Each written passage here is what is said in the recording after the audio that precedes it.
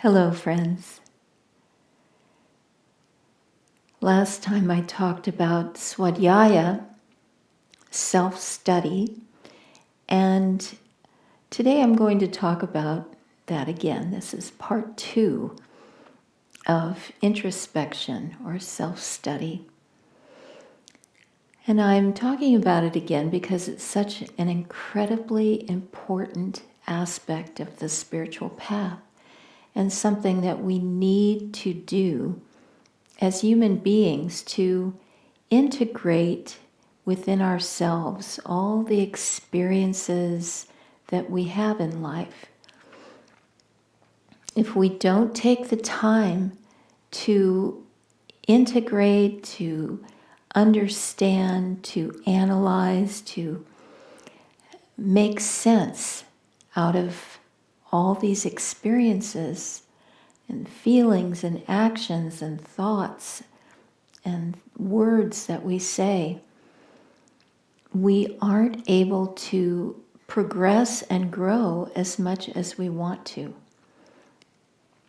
I remember being a teenager, just starting college at 18 and thinking, I know myself completely. There's nothing that I don't know about me. I totally know who I am. Well, all these years later, I am still struck by how much more there is to know about ourselves, our motivations, our habits, our unconscious tendencies. These are all things that draw our karma to us. And unless we are aware of all these things that are driving us, we won't be able to change our own destiny and be in charge of our own destiny. And that's what we want. We want to be not just a victim of the fates and just tossed about on the winds of circumstances, but we want to be able to be centered and calm and the captain of our own souls. That is primarily why the Bhagavad Gita starts with Sanjay, who has the gift of being able to see at a distance, sort of like spiritual television. He can see what is going on the battlefield while he is far away in the palace with the evil king. And the question is asked, on the field of Kurukshetra, what did they? And this is, and then the whole story of the Bhagavad Gita unfolds, but what the point of this is that we every day need to analyze what has happened during that day and say, on the field of Kurukshetra, the battlefield of this day, what happened? How did I react? What did I think? What did I say? How did my words affect other people? Did I make progress? Did I regress? Was I ruled by habit? Were my actions worthy of what I really want myself to be? All of these things are important. And then Swami Kriyananda would say, at the end of the day, build a mental bonfire and throw everything into it.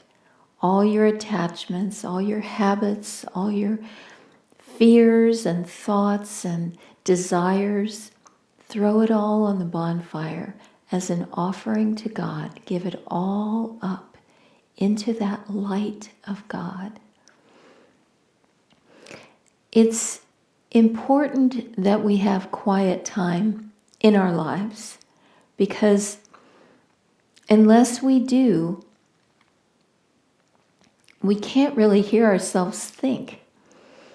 I'm reminded of houses that I've been in which every room has a television blaring, each with a different program, and you just can't hear yourself think, which is the point. This is what some people desire. They don't want to have to think. They want to just be distracted. So they don't have to go inside and confront all the feelings, all the pent-up anger, all the desires, all the disappointments, all the grief, all the pain that comes with life and circumstances. But unless we can rise above those things and work them through and realize that the karma that we experience is not just falling out of the sky. It's not coming from a wrathful God who just wants to torture people. That karma is coming to us because of that which we have created, the things that we have done. Swami would often say, as an example of karma, if someone is a slaveholder and exploits people, hurts people, takes advantage of people, oppresses them, what's going to happen? He's going to come back in his next life as a slave. And he will be exploited, and he will be tortured, and he will be oppressed. And often there's so much anger involved that what happens? In the following life, he's back to being a slave owner, oppressing people, taking advantage of them. And so it goes back and forth. This is an example of what Yogananda would call the anguishing monotony. We just get tired of it after a while. I just want to say enough. I don't want to play this game anymore. Swami Kriyananda had a dream one time in which he and another person were terrible rivals, and there was just this awful dynamic between them. And eventually in the dream, his opponent got the better of him and he won. And Swami realized that he could very easily work himself up so that he would come back and be able to crush this opponent again. And he just said, no. I'm done playing that game. I don't want any part of that anymore. I forgive you. Let's let this rest.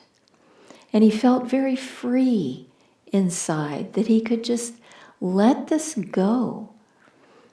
And that's what we need to do too, if we want to get past that up and down, torturous, anguishing monotony of karma.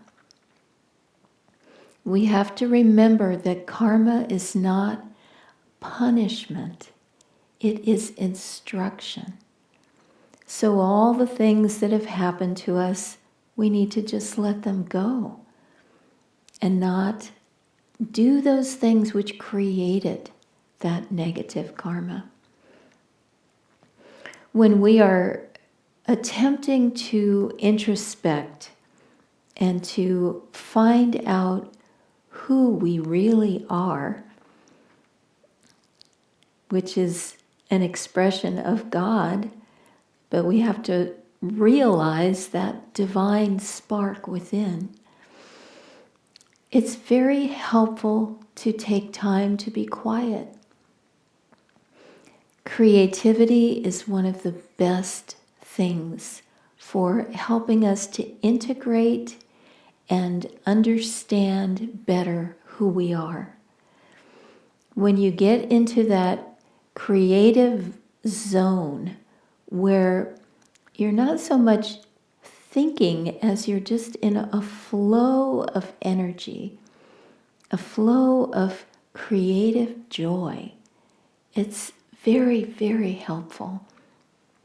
That's why during this time of the coronavirus, when so many of us have been in lockdown, we've really encouraged people to explore the arts, to do creative projects, to do crafting, to just do gardening, do anything that's fun for you, that helps nurture that creative spark, because it's very helpful to soothe the mind, to integrate all that has happened in our lives so that we can be at peace within.